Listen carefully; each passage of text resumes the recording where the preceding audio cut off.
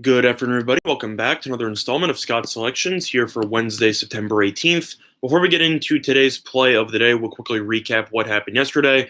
We picked up a nice win on the Seattle Mariners team total, which was available at over 4.5 at plus 115 on 5 dimes.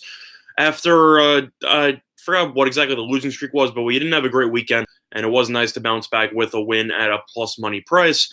It was a good thing we didn't take the team total, the full game over, I should say, as the game ended up 6-0. But the Mariners ended up having 2 runs by the end of the 5th. Then the Pirates brought in their bullpen. They gave up 3 solo home runs, and we were able to get the win in that one. In terms of today's card, not really a big fan of anything, so I'm going to be doing the same thing that I did in the previous couple of weeks, which is that I will be giving out one college football play on Saturday right now, because I think line movement will continue to take this up, and I believe that if you bet it now, you'll get the best number available. And the matchup we're going to be looking at is going to be between UCF and Pittsburgh, and that matchup should be taking place on Saturday at 3:30 p.m. Eastern Time. And in terms of this game, we are going to be siding with the Golden Knights. How's it going, Joshua? Thanks for joining us. We're going to be siding with the Golden Knights here at minus 11.5 at Pinnacle, which is available at minus 108.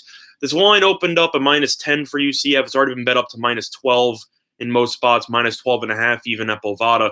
But it is still available at minus 11.5 at Pinnacle. And at that price, I feel you should take that now, as it should close at roughly 12, 12.5, or even 13, as I simply think UCF is a significantly better team. Yeah, Johnny, I agree with that. For me, the line doesn't really make any sense. Pittsburgh, if you've watched them play, I think Pittsburgh's a little bit overvalued after losing to Penn State by just 7 points over the last week. I think Penn State's overrated. Pittsburgh, the way that they're built, they're not built to score many points. They like to grind it out, try to move the ball, just move the chains for the most part. Except the issue with that is that Pittsburgh's only averaging 87 rushing yards per game. So that means they're putting a lot of pressure into Pickett's hands in the pocket.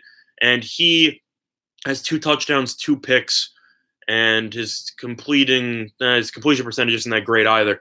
I simply just think Pittsburgh's offense is going to struggle. I know this game's going to be in Heinz Field, but Pittsburgh, in order to keep this game close, is going to need to hold UCF to, I'd say, less than 30 points, and I don't see that happening.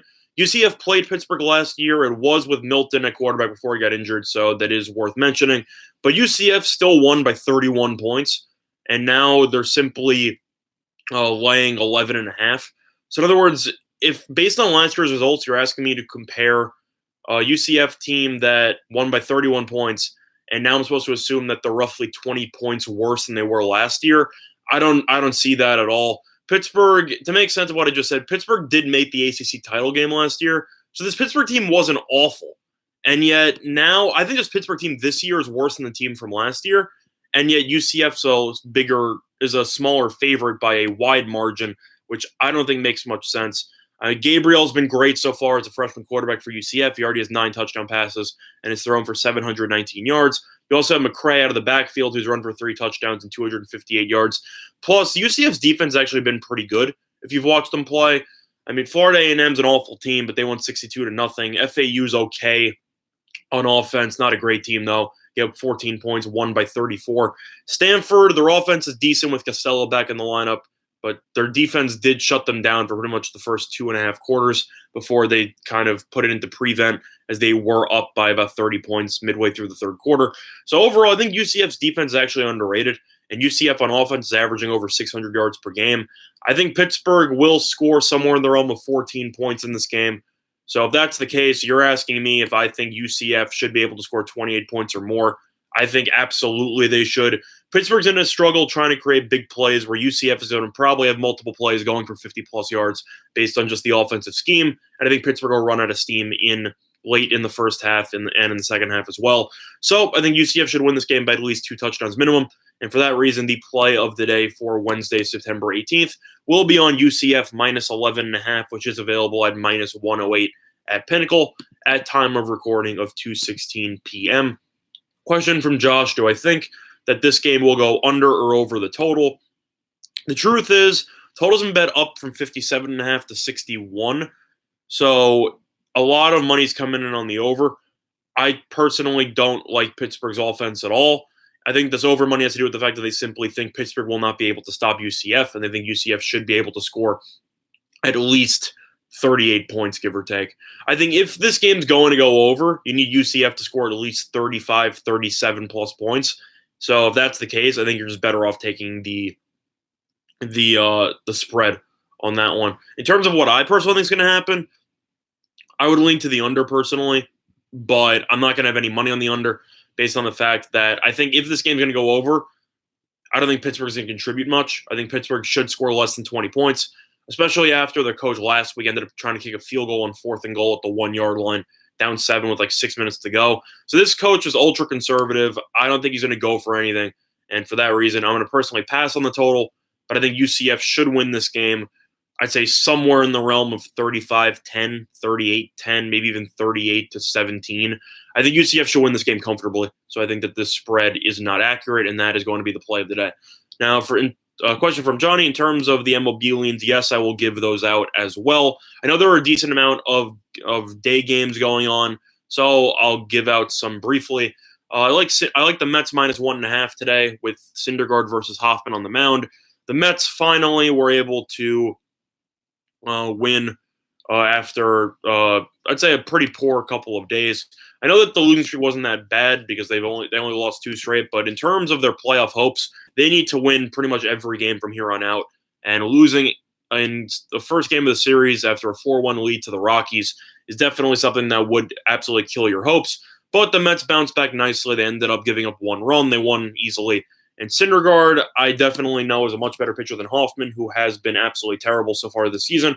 Now, the one thing that is worth mentioning here is the pitcher-catcher dichotomy with Syndergaard and Wilson Ramos behind.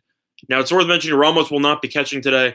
If any of you know that story, Syndergaard indirectly complained about having to pitch to Wilson Ramos, as his ERA with Ramos behind the plate is roughly 5 point something. Whereas with other catchers, it's like 3 point something. Ramos is not catching today, so I think that the Mets should pitch well here with Syndergaard, and I think the Mets should win this game pretty easily. So I will lean to the Mets minus 1.5 on the run line. Other than that, looking at the rest of the baseball card, not really a big fan of much, but I will lean to the over 9.5 between the Reds and the Cubs. Lester, I know he's a big name, but in terms of recent productivity, he's not been great, and he has struggled a bit at Wrigley Field so far this season. Meanwhile, Molly has been one of the least efficient pitchers in all of baseball, and he currently is 2-11 with a 5.11 ERA. And if you also look at his away numbers, they're also really bad, as he is 0-8 with a 5.45 ERA.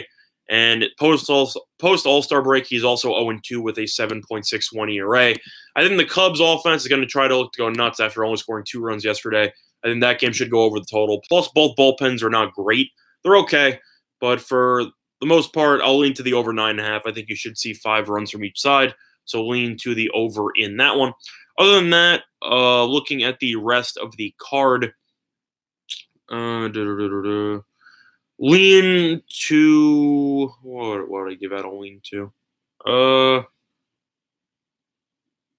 give out a lean to the under 10 in the Yankees and Angels game.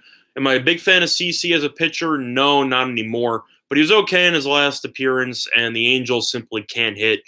And with Trout and Ohtani out for the year, I don't see how this team's going to score any runs, with the exception of Pujols potentially hitting a 2-run home run or a 3-run home run before walking down, doing his home run trot at roughly 1 mile an hour, which is his average walk speed to first base. So overall, I think if the game's going to go over 9.5 or 10, I think the Yankees will have to score roughly 7 runs. Is that possible? Yes, but I think Peters is an okay pitcher, and I think CC is good enough to stop this Angels offense for the first couple of innings. So I'll lean to the under 10 in that one. But the play of the day will be on UCF on Saturday with the minus 11.5 spread, which is available at Pinnacle at minus 108, and that is going to be the play of the day. Now, before we conclude today's video, quick reminder of our sponsor, PointsBet, all in Sports Circuit, New Jersey. A couple of great deals for you. Thanks, Johnny. Thanks, Josh. Appreciate it. up to 2 or 3 bets up to $1,000. If you end up betting on any sports and end up losing, you simply get your money back, which is a great promotion, and I wish more sportsbooks would use. Other than that, though, that's going to do it for this installment of Scott's Selections here for Wednesday, September 18th. Good luck to all of you and your respective bets today. Bye, everyone.